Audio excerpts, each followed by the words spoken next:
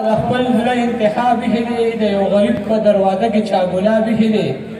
عجیبه خلک دي په ژوند یې ورته نه پرېښودل نن مې بچي ته په کفن کې چا کتابي هلې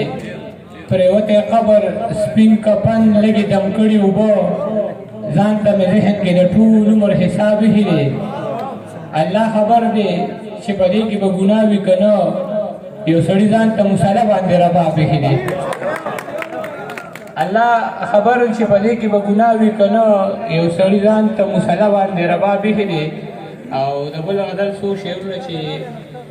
وجود نه کمیتاو د بېوسۍ نه راحتې صادق صاحب